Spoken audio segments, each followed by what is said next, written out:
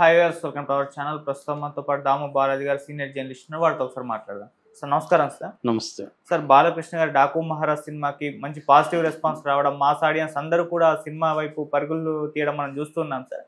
అయితే బాలకృష్ణ గారు ఈ వయసులో కూడా ఏ హీరో బ్రేక్ చేయలేని ఒక రికార్డ్ ఆయన క్రియేట్ చేశారు అని చెప్పేసి వార్తలు వస్తున్నాయి సార్. మరి ఆయన ఈ డాకు మహారాజ్తో ఎటువంటి రికార్డు క్రియేట్ చేశారు? ఇప్పుడు ఏ హీరో క్రియేట్ చేయని ఆ రికార్డ్ ఏది సార్? బాలకృష్ణ మనకు తెలుసు, ఆయన ఆల్రెడీ హ్యాట్రిక్ హీరోగా పేరు తెచ్చుకున్నాడు. వరుసగా అఖండ్ కానీ, వీరసింహారెడ్డి కానీ, భగవంత్ కేసరి కానీ 3 హిట్లు అయినాయి. ఇప్పుడు సెకండ్ హ్యాట్రిక్కి పునాది పడింది.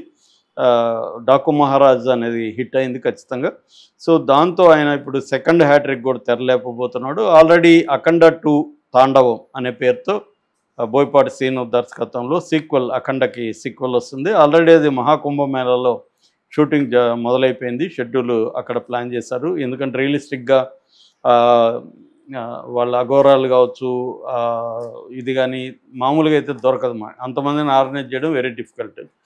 ఇప్పుడు ఏమవుతుందంటే 12 గంటలకు ఒకసారి జరుగుతుంది కాబట్టి పుష్కరాలు అంటారు వాటిని. పుష్కరం అంటే 12 ఏళ్ళకి ఒకసారి జరుగుతుంది. ఆ కాంటెక్స్ట్లో అక్కడ షూట్ జరుగుతుంది. అట్లాగే నెక్స్ట్ సినిమా కూడా గోపీచంద్ మల్లినేనితో, ఎందుకంటే వీరసింహారెడ్డి లాంటి పెద్ద మాస్ హిట్ ఇచ్చాడు గోపీచంద్ మల్లినేని. అతనితో జూన్లో బాలకృష్ణ బర్త్డే ఉంది. ఆ రోజు షెడ్యూల్ స్టార్ట్ అవుతుంది అంటున్నారు. సో ఆల్రెడీ డాకు మహారాజు, అఖండ 2 అండ్ గోపీచంద్ మల్లినేని సినిమా ఇంకొక హ్యాట్రిక్ రెడీ అవుతున్నారు అనేది ఇప్పుడు వార్తలు వస్తుంది. ఇలాగ డబుల్ హ్యాట్రిక్ అనేది ఈ మధ్యకాలంలో ఏ హీరో రాలేదు. ఇదొక రికార్డుగా చెప్తున్నారు. ఎందుకంటే మనకు మామూలుగా నాకు తెలిసి శివరాజ్ కుమార్కి హ్యాట్రిక్ హీరో అనేవాళ్ళు. శివరాజ్ కుమార్కి వరుసగా అట్లాంటివి ఉండేవి, కానీ డబుల్ హ్యాట్రిక్ ఆయన కూడా చేయలేదు. శివరాజ్ కుమార్ కావచ్చు, రజనీకాంత్ కావచ్చు, లేకపోతే మోహన్ లాల్ కావచ్చు, అంటే ఈయన ఏజ్ గ్రూప్ వాళ్ళు పాన్ ఇండియా లెవెల్లో అమితాబ్ కావచ్చు, ఎవరు కూడా ఇటువంటి డబుల్ హ్యాట్రిక్ సాధించలేదు. బాలకృష్ణ సాధించబోతున్నాడు అనేది చెప్తున్నారు. ఇక డాకు మహారాజ్ కలెక్షన్ల విషయానికి వచ్చేసరికి 3 రోజుల కలెక్షన్లు 92 కోట్లు దాటిందని చెప్తున్నారు. ఫస్ట్ రోజు 56 కోట్లు, రెండో రోజు 74 కోట్లు దాటింది, మూడో రోజు 92 కోట్లు. ఓవరాల్గా 3 రోజుల కలెక్షన్లు 92 కోట్లు వచ్చాయి. ఇది కూడా రికార్డ్ అని చెప్తున్నారు. ఇంకొక రికార్డు ఆయన సాధించింది ఏంటంటే, ఏ హీరోలు ఇప్పటి వరకు ఈయన ఏజ్ గ్రూప్లో ఏ హీరోలు సాధించని ఒక రికార్డు. అమెరికాలో వరుసగా ప్రతి సినిమాకి 4 సినిమాలు వేసుకుంటే ప్రతి సినిమాకి $1 మిలియన్ కలెక్షన్ అనేది అరుదైన రికార్డు. అది బాలకృష్ణ సాధించాడు. ఎందుకంటే బాలకృష్ణకి అమెరికాలో విపరీతమైన ఫ్యాన్ ఫాలోయింగ్ ఉంటుంది. సో ఈయన సినిమాలన్నీ కూడా అమెరికాలో చూస్తూ ఉండేవాళ్ళు ఉన్నారు. అంటే మనకి జనరల్గా మనకి చిరంజీవికి మాత్రమే ఆ కైండ్ ఆఫ్ ఓపెనింగ్స్, ఆ కైండ్ ఆఫ్ ఫాలోయింగ్ ఉంటుంది. దాని తర్వాత బాలకృష్ణకు ఉంటుంది. But Chiranjeevi selection of films కానీ, ఆయన చేస్తున్న ప్రాజెక్టులు కానీ సరిగ్గా లేవు ఈ మధ్యకాలంలో. ఆచార్య కావచ్చు, ఇలాంటి సినిమాలన్నీ మనం ఈవెన్ వాల్తేరు వీరయ్య కూడా అతను రవితేజ అని పెట్టుకొని ఆయన బండి ఏడవాల్సి వచ్చింది సోలోగా వెళ్లకుండా.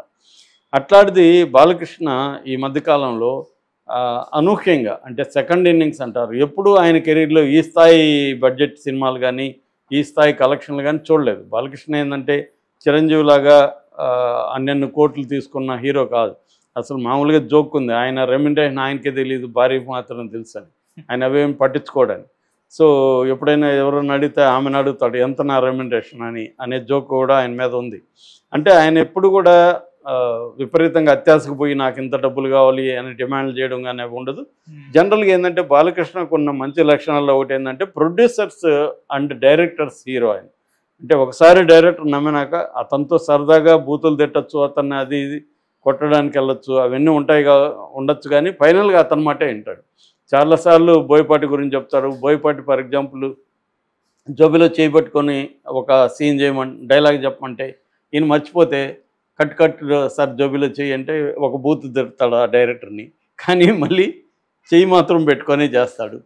అంటే డైరెక్టర్ చెప్పింది చేస్తాడు, కానీ సరదాగా ఎన్నిసార్లు చేపిస్తా అని తిడతాడు తప్ప చేయకుండా మాత్రం డైరెక్టర్ ఒప్పుకోడు. అంటే వేరే హీరోలు, అదే చిరంజీవి అనుకో, స్క్రిప్ట్లో కాలు వేలు అన్ని పెట్టి దాన్ని మార్చి దాన్ని తనదైన పద్ధతిలో చేయడానికి చిరంజీవి లాంటి వాళ్ళు ట్రై చేస్తే, బాలకృష్ణ ఒకసారి అసలు ఒక సీన్ నచ్చితే కూడా స్క్రిప్ట్ ఓకే చేసేస్తాడని కూడా ఆయన మీద జోకులు ఉన్నాయి. బాలకృష్ణకి ఒక సీన్ బాగుంది అనుకుంటా, ఓకే హెడ్ గో హెడ్ అన్న ఇచ్చేస్తాడు. అంటే ఆయనకి ఏదో ఒక ఇన్స్టింక్ట్ ఉంటుంది, ఈ డైరెక్టరు బాగా చేస్తాడు అన్న ఇన్స్టింక్ట్ ఉంటుంది. దాంతో ఏదో ఒక ఎలిమెంట్ చూసి, అదేదో సామెత ఉంది కదా, ఒక మెతుకు పట్టుకుంటే చాలు కదా అన్నం ఉడికిందా లేదు చెప్పడానికి, అలాగా బాలకృష్ణ వెళ్ళిపోతుంటాడు అనేది ఆయనకు ఉంది. అట్లాగే ప్రొడ్యూసర్లు ఆయనకి, ఎందుకంటే వాళ్ళ నాన్న ప్రొడ్యూసరు, ఆయన ప్రొడ్యూస్ చేశాడు, ఆయనకి ప్రొడ్యూసర్ల సాధక బాధకాలు తెలుసు కాబట్టి ప్రొడ్యూసర్లకి ఇంకా సలహా ఇచ్చి ఎలా చేసుకోండి, తక్కువ బడ్జెట్లో ఎలా చేసుకోండి అనేది చెప్తాడు తప్ప, బడ్జెట్ని పెంచేసి లేనిపోని డేస్ వేస్ట్ చేసి ఇలాగా బాలకృష్ణ ఇప్పుడు చేయడం అనేది కూడా బాలకృష్ణకు ఉన్న మంచి రికార్డు. అట్లాగే ఒక పాన్ ఇండియా సినిమా తీయాలి, ఒక 2 ఏళ్ళు తీద్దాము 3 ఏళ్ళు తీద్దాం అనేది కూడా బాలకృష్ణకు ఉండదు. ఆయనకి ఏంటంటే సినిమా బాగుంది, కథ బాగుంది, చేసుకుంటూ వెళ్దామని తప్ప పాన్ ఇండియా కోసం ఈ హంగులు పెట్టండి, ఆ హంగులు పెట్టండి అని డిమాండ్ చేసే వ్యక్తి. పాన్ ఇండియాకి ఇండియా ఆయనకు అనవసరం. సినిమా చేస్తే అది బాగుంటే అన్ని భాషలు చూస్తారన్న అభిప్రాయం తప్ప, అలాగా ఆయన వెళ్ళిపోతున్నాడు. అందుకనే ఆయన ప్రొడ్యూసర్లకి ఈయన అడగకుండానే ఈయనకి కూడా రెమ్యునరేషన్ పెంచేసుకుంటూ వెళ్తున్నారు. సినిమాకి కూడా బడ్జెట్ పెట్టి క్వాలిటీ కోసం వాళ్ళే ఎక్కువగా ట్రై చేస్తున్నారు, బాలకృష్ణ డిమాండ్ చేయకపోయినా అనేది అంటున్నాడు. ఆ రకంగా ఖచ్చితంగా ఇది ఇవాళ ఉన్న టఫ్ సిచ్యువేషన్ మనకు తెలుసు. ఒక థియేటర్కి వచ్చి ఒక ఫ్యామిలీ సినిమాలు చూడాలంటే అన్నీ క్యాలిక్యులేట్ చేసుకొని వాళ్ళు రిస్క్ తీసుకొని వస్తున్నారు. ఎందుకంటే వాళ్ళ బడ్జెట్ ఓవరాల్ అని 2024లో అర్బన్ కన్జంప్షన్ అనేది బాగా తగ్గిపోయింది. ఓవరాల్గానే కన్జంప్షన్ అనేది తగ్గిపోయి ఎకనామీ మీద దాని ఎఫెక్ట్ పడింది.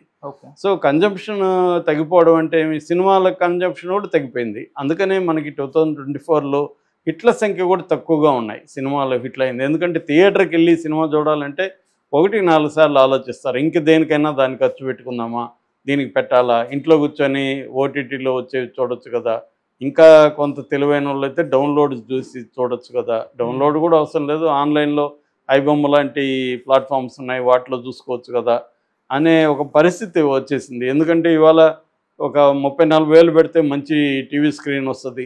ఆ టీవీ స్క్రీన్లో ఇంటిల్లిపాది చూసుకోవచ్చు. అంటే దానికి కొద్దిగా సౌండ్ సిస్టమ్ పెట్టుకుంటే బ్రహ్మాండమైన థియేటర్ ఫీల్ క్రియేట్ అయిపోతుంది.